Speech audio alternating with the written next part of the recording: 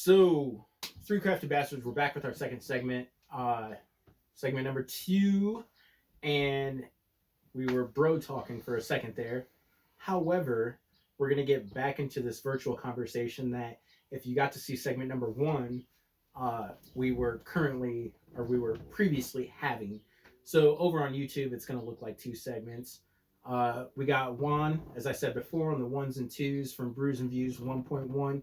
You can catch him on Instagram. You can catch him on Facebook under the alias, should I say it? John Smith, right? Nice. Because he had a little bit of interaction with Pocahontas or Sacagawea, or Nice. I'm not too sure. God damn it! Either way, that's him in the background. But we have the luxury of having him and his knowledge tonight produce this for us so that we can take a stab at being on the radio. If you want to know where to catch us on the radio, you can catch us Tuesday nights at 7 on Unique Beats. Monday nights at 7, my bad. Right, here we are. Monday nights at 7 on the Unique Beats radio station, which is run by Josh Parker. And I kind of had a faux pas a little earlier. I forgot the last name of Josh, but I got it. Josh Parker. I practiced that in the mirror before I came back in here. And so without further ado, let's go ahead and get into our second segment, which is picture this, okay? Imagine if you will. Man, damn it, now you damn it, you threw me off. Now I'm thinking like Prince, like think if you will, courtyard. Okay, no, back to what, okay, imagine if you will. You go into a movie theater, you get your $38 popcorn, you get your $12 drink, you go and you sit down, post social distancing age. Yep. And when you sit down and you're assigned seat, because that's what you paid for, was that extra movie experience, you pick up a clicker next to you. Right. Okay. That's the reaction that I was looking for. If you on the radio, if you couldn't tell, Mr. Classic over here on my right was like, "Oh, what? A clicker? Yeah. I don't have to do no work, right? I just want to see this production and check it out, right?" Let me throw a stat at you real quick. Last year, in the months of March and April, 2 big movies. This is 2019, of course. The movie in March was Captain Marvel. $962.7 million is what this one movie accumulated, not to mention all the other March releases. Was it worth it? Yeah, it was good. And then the following month, Endgame. Yeah. $1 billion, right? It was worth it.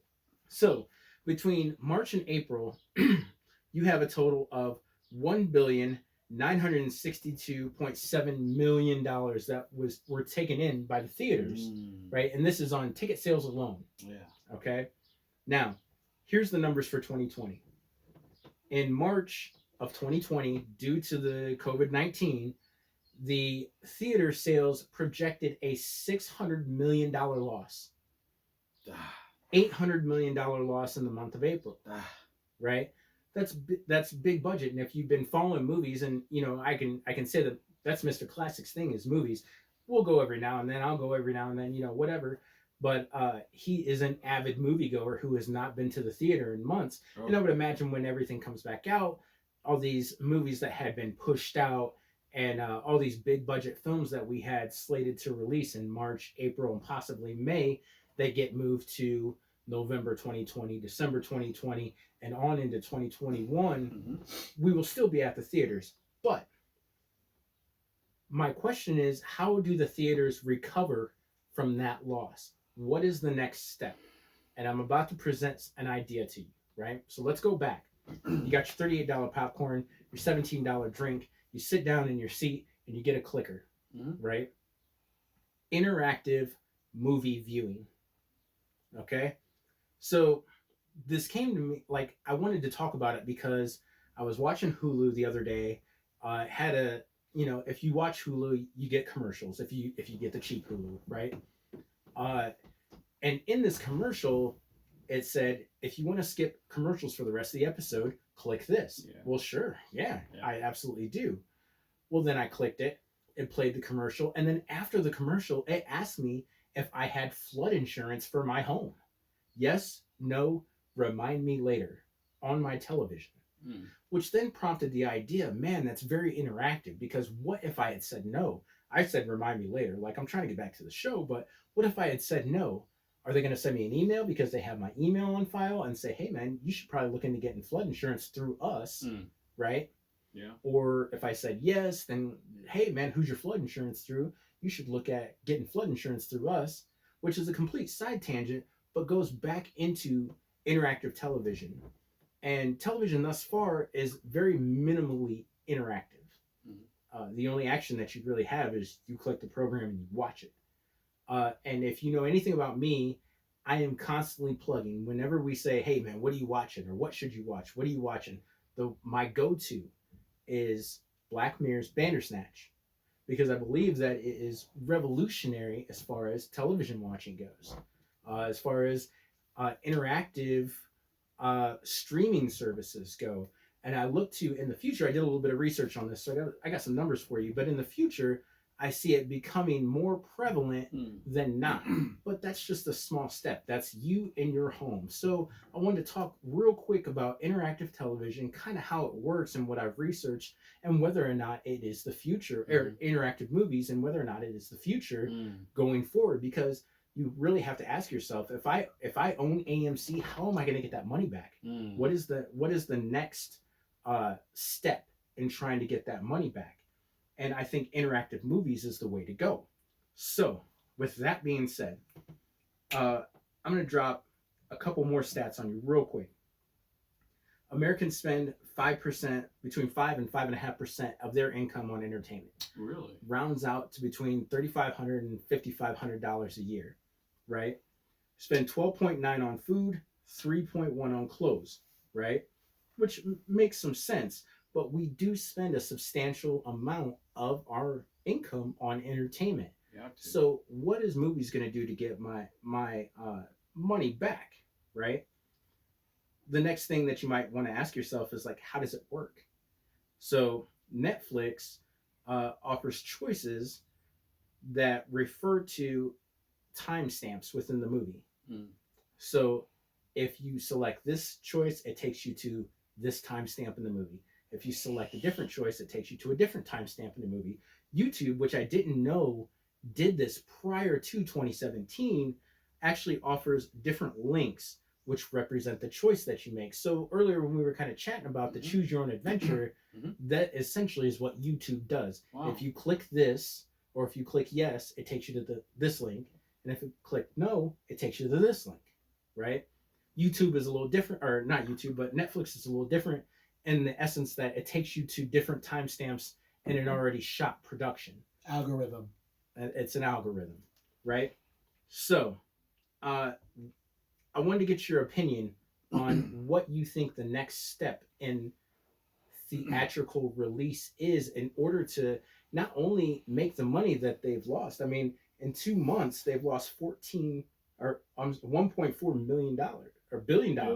Yeah, $1.4 billion. So what's the next step to try to make some of that money back? I can't lie. I don't know.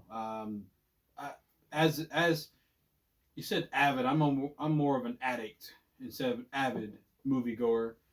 I will go watch stuff I've already seen at movie theaters. I went and watched National Lampoon's Christmas Vacation. I've seen it hundreds of times. Right. And I went to the movie theater and watched it. Paid for it. Paid for the $38 popcorn, the $17 drink. Still paid to go watch National Lampoon's Christmas Vacation during Christmas. There's not a lot for me to get my money back. For the person who... I don't know how they'd have to hype that up if they had the choose your own adventure movie. How many people are just wanting there while they're digging through their popcorn, want to put their popcorn down and pick up a clicker and pick the next move in a movie at the movie theater, or because maybe they're too lazy for that, but it could be a phenomenon. I wouldn't make it like an AMC theater, but maybe a phenomenon where, hey, there's a theater where you can pick your own. That would have a niche. I believe that would have a niche. It would have to be, but then let me run this by you. So let's say, for example, they re-release The Matrix in this format, right? Ooh. Which would be amazing. Everybody knows red pill, blue pill, and you get to make that choice. Ooh. So it would be based on percentages. the higher percentage of people that said blue pill in the theater, that would be the path that would be followed. So let's say I chose red pill, for example, and everyone else chose blue pill, right? I didn't get to see the movie that I wanted to see, but I'm not necessarily dejected. Yeah. I want to go try again because I know that it's interactive. Hmm. So I want to go back and I want to click red pill another time, and I want to see what the next scene of that choice would be, and so on and so forth. So you essentially could see the same movie 10 or 11 times, and maybe it still has the same outcome, maybe it doesn't. Maybe people are buzzing because they saw an outcome that was different than the one that you saw, but they are steady getting your $12 every single time you go see that movie, the same movie, to check a different outcome. With that scenario, I don't know why you wouldn't do that at home. Right. So if I was at home and I get to pick that, like we talked about those books we had as a kid, when you get to the end of the page, turn to page 79, turn to page 56, to get different paths and a different story every time. I want to see my story because I paid for that. So I would want to see, if I pick the blue pill, we're going blue pill path or we're going red pill path. And I don't want the majority to dictate the movie that I'm trying to see if I'm paying for that. But if I'm at home, that's different at home. I think that if Netflix or Hulu or whoever streaming service made that available, that would be amazing. Which actually brings me to my next point, which is the downside of interactive movies like that. One of the downsides is the limited choices. Yeah. I mean, you're only going to have between 5 and, say, 11 choices throughout this movie that are going to dictate some of the scenes that you watch, and then ultimately possibly the ending. Yeah. But and then here, I'm just going to interject one thing, and this may be peripheral, but I've seen a lot of movies where the ending is terrible. If you can predict or dictate your ending to be a more satisfying ending, that would be a lot more pleasurable as far as at the movies. But if you're letting the other people at the movie theater dictate your ending, it may not always work out. Yeah, but certain, like, you or other people, even if you got the ending you wanted, there's a good possibility that there's somebody in the theater that did not. Right. Right. Right. So that person goes back. It's almost like gambling via virtual movie. Yeah, but what if you went and you didn't get it again? Would you go a third time? I would, because you might catch scenes. So we're talking, and I say, "Man, did you see such and such scene where they did such and such?" And you say, "No, I didn't see that." Well, what did you choose? Mm-hmm. Oh, well, I chose this. Oh, dude, but if you choose this, now you're on your way back to the movies because you want to see that scene based on a conversation alone. Now, imagine if big budget film did things like that. Like, for example, I have 2 movies in particular. One was The Matrix, which we already discussed. Mm-hmm. Imagine if you could make choices and just the original Matrix movie, revolutionary. I think another one is Avatar. Ooh. Can you imagine if you had an interactive Avatar movie in which you made some of the decisions? That movie was perfect the way it ran, though. I mean, it was perfect, but can you imagine if you could say, I want to do this versus this, and then there's multiple outcomes to this movie? I mean, Avatar was a big budget film. That was perfect, though. It was good. I can't imagine it ran any other way. I'm just saying. So maybe at home. So then my next question is, what do you think would be some good movies that would be great for theatrical crowd interaction? Did you watch The Gentleman? I did not watch The Gentleman. If you watch The Gentleman, is that the one with like Colin Farrell and okay? That could have had a lot of ins and outs and a lot of different choices for the ending, because they left you hanging on certain scenes that were like, I didn't know if they were going to kill Matthew McConaughey's wife in one scene. They could have killed her, and then what would have happened? Because he was kind of nuts, right? So that type of movie, I could see that. Maybe Knives Out, because it was a murder mystery. Right. That would have been a good one. But some movies that you're meant the Avatar is perfect the way it was. What about Interstellar? What if you could choose which one of the planets that you went to? That was perfect. I mean, Interstellar was a perfect movie, but I'm just saying, like, is that the next step in movie making is interactive movies. You know, think about it, man. What if Steve Rogers didn't pass the shield off to somebody else and he came back in Endgame? That's true. You know, I could see that. That would be very. That would be interesting in moving forward because we don't know what fully the next phase is. right? So if we're trying to dictate the next phase and we have a hand in dictating the next phase and how the next movie or so of the Avengers or however that rolls out, that would be pretty exciting. Right. But your thoughts and my thoughts are way different because when you keep talking about Flashpoint Paradox, which I haven't watched. Oh my god, you are killing me, dude. You literally have had Flashpoint Probably about a Paradox year now. for about a year. Every time we freaking talk, I talk to this dude. I'm like, dude, watch Flashpoint Paradox. He's like, I really didn't get to it. You know, I watched Monsters Inc., but I didn't watch Flashpoint. I had to Paradox. watch my fish that day. I don't. I mean, I'm Yeah, just saying. dude, seriously, he's not bullshitting when he says I had to wash my fish. Like, that is the bullshit, lame ass excuses that he always gives me. You can hear Juan laughing over in the background there because the shit's real, man. Every time I talk to him, I'll slide it in casual conversation. Hey, man, did you see this, this, and this? Yeah, dude, I caught that, and then I read this article. Did you watch Flashpoint Paradox? And he'd be like, I didn't. Maybe we should watch it together. And you ain't gonna watch it by yourself. You ain't gonna watch it over here, man. I gotta sit you down and force you to watch this. I mean, it might take that. Dude, I honestly, I feel like you're gonna be like, dude, I don't know why I didn't watch this movie. It might. It might. I mean, maybe I get set on fire for something that I didn't know I need to be set on fire. Well, you know what I would do, man. I'd let it get to about maybe 10-15 minutes before the end of the movie and I'd cut it off. Man, take that shit home and watch it. You know, like oh my god, don't even bring up Flashpoint Paradox right now. And you better not ask me if I seen shit until you watch Flashpoint Paradox. Honestly, man, I forgot I even had an external fucking. I forgot I even had that plug-in memory until I bring it up to you and you're like, I haven't watched it. Well, do you know where it's at? I think it's on the counter. Like, oh my god, dude. Oh man. So back now that we're off. Sorry to go off like that, but now that we're back, I wanted to go ahead and give you a list of interactive TV movies that you can catch. And I did a little bit of research on. I know that's a rough one to get over. Are you sweating or crying? A little both. Oh my gosh!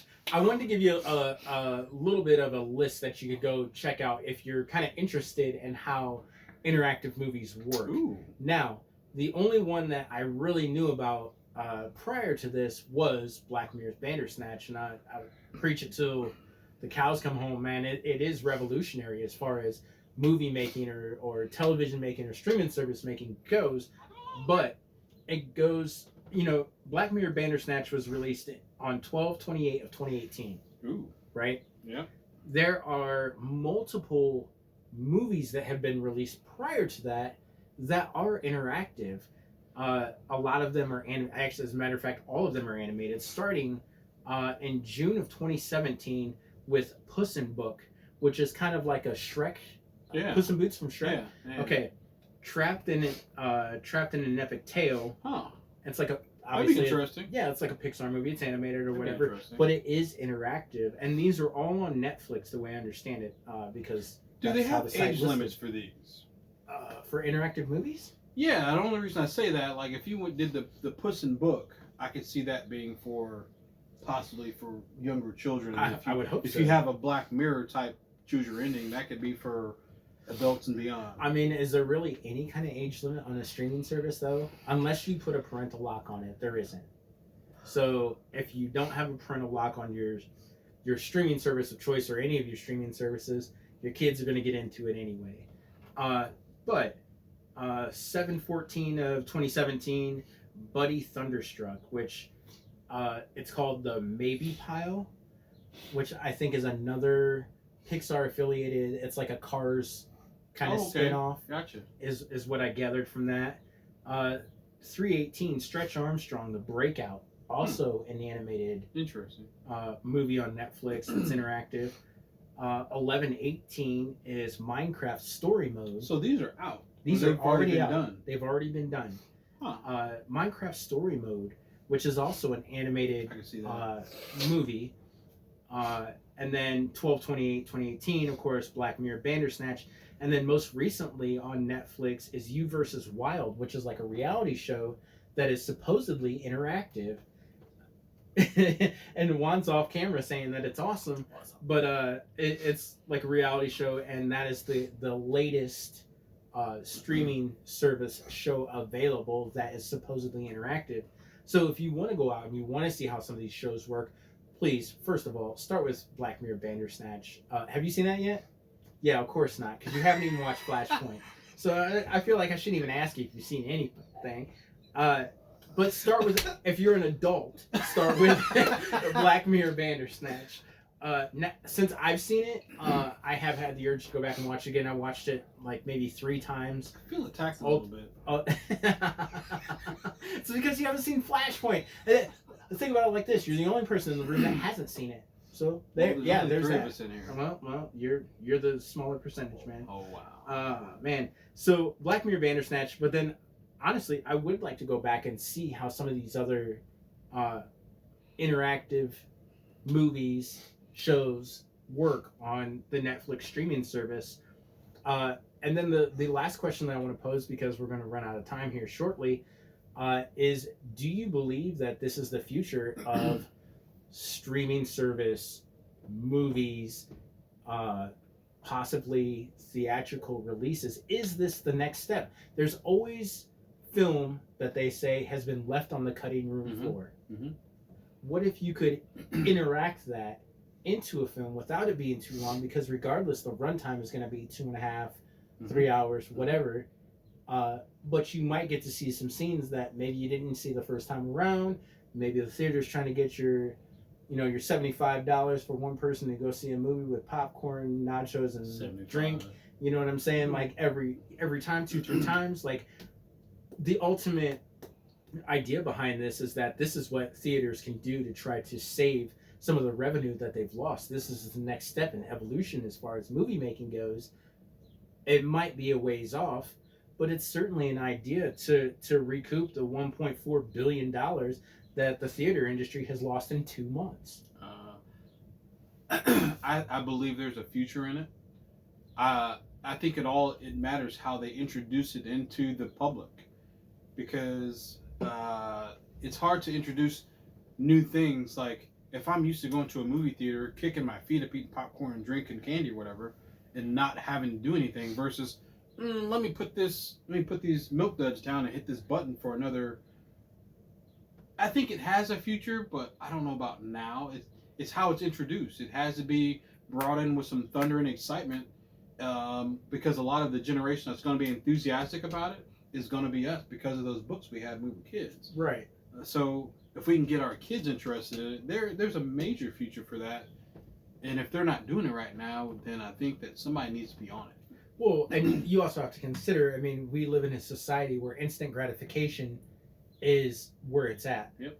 So if you do make that choice, whether it be yes or no, red pill, blue pill, and you get that instant gratification, it's like gambling. You want to do it again. You want to do it again. And if you don't, if you're that gambler that doesn't get what you want, you're back in the theater. You've spent the money twice, 3 times over, trying to achieve the outcome that you really want to see. I think that, but I'm thinking the opposite. It could have an adverse effect where if I never get the ending or story that I want, then I'm not going to go. Well, but then the ultimate is that it's released on Blu-ray, DVD, blah, blah, blah, streaming service, and you'll be able to interact from home. And that's why I think they should do it at home before they go to the big screen. But the thing is that they've done it at home. You just haven't experienced it because you haven't watched it. I haven't heard of it till today. So, I'm today years old. Are you serious? That I've just not heard How many of that. times have I said Black Mirror Bandersnatch to you? I don't know. Oh, yeah, they play dumb right now. Well, ladies and gentlemen, that's all that I have for today because Marlon started to play dumb. So, no, man, it's something that something to really think about. Think about the future. I think that this stems from us becoming compliant with distancing and with having to kind of forego some of the luxuries. Like I said, 5.5% of our income is spent on entertainment. So having to forego some of the luxuries that we're used to getting out and doing, we're used to interacting with people, we're used to seeing people, we're used to seeing these big budget films, these Marvel movies, these whatever, these Star Wars movies, these spin-offs on the big screen, and now that has been taken away. And it's not to say that it's not going to come back, it will, but what is the next step? So it's really just something to think about. Yep. That's a lot of good food for thought. It is definitely good food for thought, man. You do the dishes, as they say. So, with that being said, that's all I've got for this evening. Of course, for 3 Crafty Bastards, I'm B. Smith, and to my right, Mr. Classic. and we'll be back at you, I don't know, soon with beer review. Look for Thursday night beer reviews. Check us out on YouTube. Check us out on Facebook. Go and give a shout out to Juan on Brews and Views 1.1 on Instagram and Facebook. You can catch him as John Smith on Facebook. That's just that little alias that he got rolling. And then look for us on Monday nights at 7 on Unique Beats Radio. Go and check out the homie Josh Parker. He's going to put us on, and which means we need to put him on. We need to plug him because it's all love, man. It all goes hand in hand. With that being said, 3 Crafty Bastards, man. We out. We out.